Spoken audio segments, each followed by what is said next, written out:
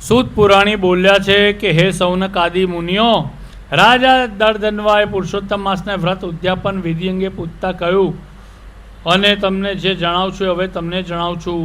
પુરુષોત્તમ માસમાં કૃષ્ણ પક્ષમાં 14 અથવા 8મના દિવસે વ્રતનું ઉદ્યાપન કરવું. સવારની સર્વ ક્રિયાઓ પતાવ્યા પછી 30 બ્રાહ્મણો પત્ની સહિત આમંત્રણ આપવું. નહીં તો શક્તિ મુજબ 5-7 બ્રાહ્મણો બોલાવા. અડધો મણ, 10 શેર, 5 શેર કે 2.5 શેર જુદા જુદા 5 જાતના ધાન્ય લાવીને ભૂમિ પર મંડળની રચના કરવી. સોનું, રૂપું, તાંબુ કે માટીના છિદ્રો વિનાના 4 ગળા સ્થાપવા. તેની ઉપર ફળ મૂકી વસ્ત્ર, ફૂલ, ચંદન આદિથી પૂજા કરવું. વસુદેવ, બલભદ્ર, પ્રદ્યુમ્ન, અનિરુદ્ધ આમ 4 દેવતાઓનું સ્થાપન કરવું. 4 બ્રાહ્મણો પાસે પૂજન કરાવી તેને ભોજન, વસ્ત્ર, દક્ષિણા આપવા. 4 દિશામાં દીપકો મૂકવા. પત્ની સહિત ભગવાન પુરુષોત્તમની પૂજા કરવી તથા વાસુદેવાય સ્વાહા મંત્રથી તલનો હોમ કરવો. હોમ દરમિયાન હે પુરુષોત્તમ ભગવાન, મારા અર્ઘ્યનો આપ સ્વીકાર કરો, હું આપને નમસ્કાર કરું છું, આવી પ્રાર્થના કરી ભગવાનનું ધ્યાન ધરવું.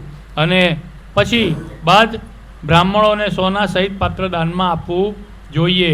આચાર્યને સંતોષ થાય તેટલી દક્ષિણા આપવી. ઉપરાંત આમંત્રિત બીજા બ્રાહ્મણોને ભોજન કરાવી દક્ષિણા સાથે વાછરડા સહિતની ગાય દાનમાં આપવી જોઈએ. તેલ અથવા ઘીના પાત્રો, વસ્ત્ર, શિવ પાર્વતીની મૂર્તિ, પગરખા આદિ દાનમાં આપવું. જો શક્તિ હોય તો શ્રીમદ ભાગવતનો ગ્રંથ આપવો. બ્રાહ્મણની પત્નીઓને પણ વાંસના સુપડા, હળદર, કંકુ, બંગડીઓ દાનમાં આપવી. બાદ વ્રત દરમિયાન થયેલ ભૂલચૂક ક્ષમા માગવી. અને સર્વ કર્મ પતી ગયા પછી ગોગ્રાસ અને શ્વાનનો ભાગ કાઢી સકુટુંબ ભોજન લેવું જોઈએ. વ્રત કરનાર વ્રતના છેલ્લે દિવસે રાત્રે જાગરણ કરી ભગવાનનું કીર્તન કરવું, ભજન કરવું, નામનો જાપ કરવો.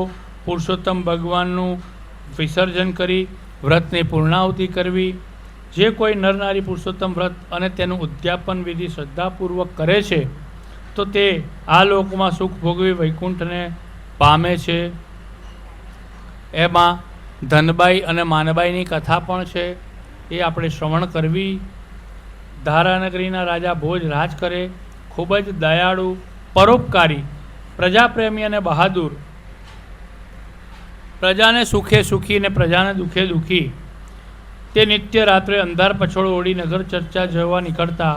જે દુઃખી જોતા તેને બીજે દિવસે દરબારમાં બોલાવીને તેમનું દુઃખ ટાળતા. આમ રાજા ભોજ પ્રજાવત્સલ હોવાને લીધે તેમની કીર્તિ તેમના રાજ્યોમાં ચારે તરફ ફેલાઈ ગઈ. પ્રજા દેવગણી તેમને પૂજવા લાગી.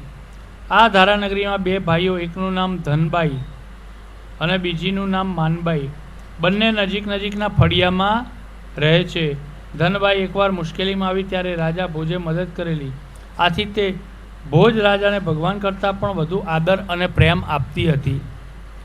જ્યારે રાજાની સવારી નીકળે ત્યારે બધા કામ મૂકી દોડી જતી. મનબાઈ પણ રાજાને માન આદરથી જોતી. તેનામાં કાર્યો તે વખાણતી, છતાં પ્રભુ તે પ્રભુ ને રાજા તે રાજા તેમ તે માનતી.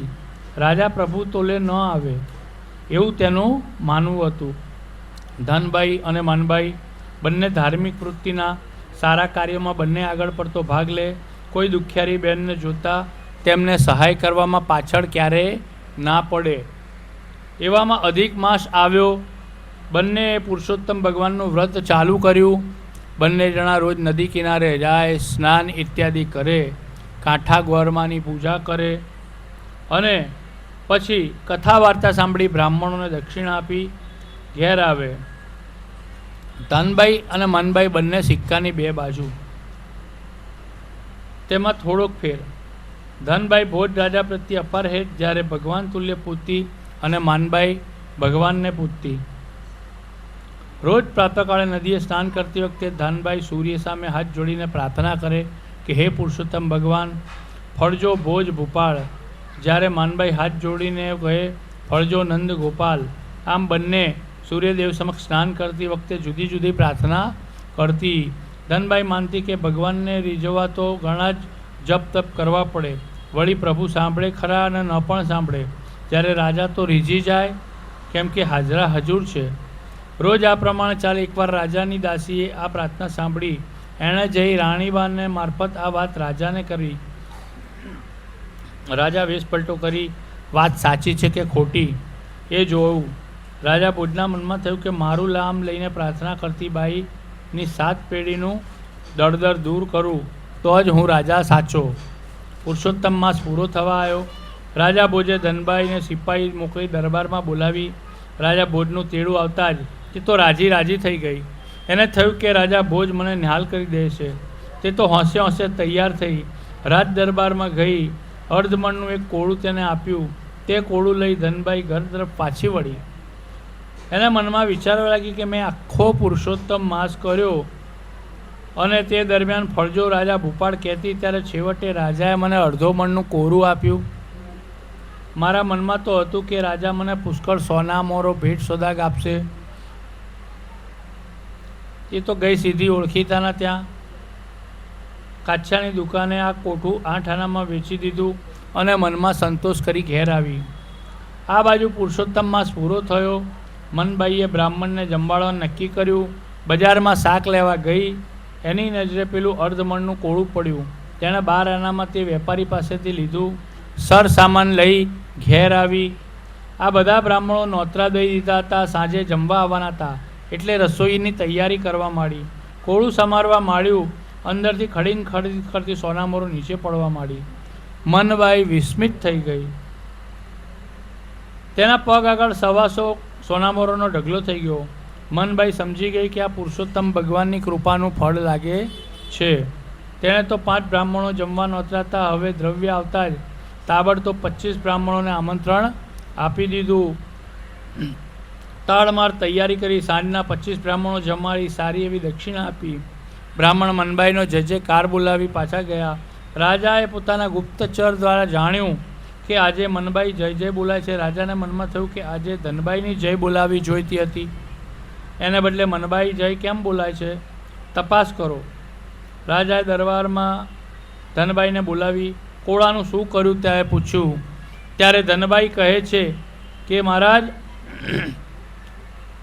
તમે આપેલો પેલો મોટો કોળાને મારે શું કરવું? તેથી કરીને મેં કાચ્યાને 8 આનામાં વેચી દીધું. રાજા આ વાત જાણી પસ્તાયા. તેમણે સિપાહીઓને મારફત કાચ્યાને બોલાવ્યો. કાચ્યાને કોળા બાબતમાં પૂછતા કહ્યું હતું કે મનબાઈ મારી પાસેથી 12 આનામાં લઈ ગઈ છે. રાજાએ મનબાઈ દરબારમાં તેડાવી પૂછપરછ કરી તો કહ્યું કે મહારાજ પુરુષોત્તમ માસનું વ્રત કર્યું છે. પુરુષોત્તમ માસ પૂરો થતાં બ્રાહ્મણોને જમાડવા હોવાથી મેં આખું કોળું લીધું. શાક કર્યું. કોળામાંથી નીકળ્યું? હા મહારાજ, કોળામાંથી 125 સોનામોર નીકળી હતી. તેમાંથી 25 બ્રાહ્મણોને જમાડવાના હતા. તું તો 125 સોનામોરો કાચ્યાને આપવા શા માટે ના ગઈ? તારી ફરજ હતી, તારે તે કાચ્યાને આપી દેવી જોઈએ. માનબાઈ બોલી, હે રાજન, તે સોનામોરો કંઈ કાચ્યાની નહોતી. જો તેને ખબર હોત તો કોળામાં 125 મોરો છે તો તે 12 આનામાં વેચત. જો હું આ કરવા જાત તો સોનામોર ખોટા માણસના હાથમાં જાત. મેં પુરુષોત્તમ માસની કૃપાનું ફળ માની તે વાત કોઈને કરી નહીં. રાજા ભોજના અંતરચક્ષુ ખુલી ગયા. તેને મનમાં વિચાર કર્યો કે માણસ ગમે તેટલું આપવા ધારે પરંતુ ભગવાનની ઈચ્છા ના હોય ને તો કોઈને કંઈ મળતું નથી. સાચો ફળ દેનાર તો ઉપરવાળો છે. ભગવાનનો હું એક પામર સેવક છું. છેવટે ભોજ રાજા બોલ્યા, હે ધનબાઈ, મનબાઈ, કાચ્યા અને દરબારીઓ, તમે આજે પ્રત્યક્ષ જુઓ છો કે મેં ધનબાઈને 125 મોર આપી હતી. એણે માન્યું કે તે મારી ભક્તિ કરે છે એટલે મેં તેને ન્યાલ કરી. પરંતુ રાજાનો રાજા ભગવાન છે. જે પૂજે છે, જે ભજે છે, જે ભક્તિ કરે છે, સંકટ સમયે તે તેને જ સહાય કરે છે. એટલે હું તમને કહું છું કે મને ભજવા કરતાં મારા નાથને ભજો, એમાં જ તમારા સૌનું કલ્યાણ થશે. રાજાની વાત દરેકના દિલમાં ઠસી ગઈ. બધાએ રાજાને સાચી વાત જણાવવા માટે ધન્યવાદ આપ્યા. ત્યારથી ધનબાઈ સમજી ગઈ કે રાજા ભોજ તે રાજા છે, રાજાઓનો રાજા. તો ભગવાનનું શરણું લેવામાં આપણું કલ્યાણ થશે. બીજો અધિક માસ આવ્યો ત્યારે ધનબાઈએ પૂર્ણ શ્રદ્ધા સાથે પુરુષોત્તમ ભગવાનને પૂજ્યા. પુરુષોત્તમ ભગવાનની કૃપાથી તેનું દારિદ્ર્ય ટળી ગયું. બોલો શ્રી પુરુષોત્તમ ભગવાન કી જય.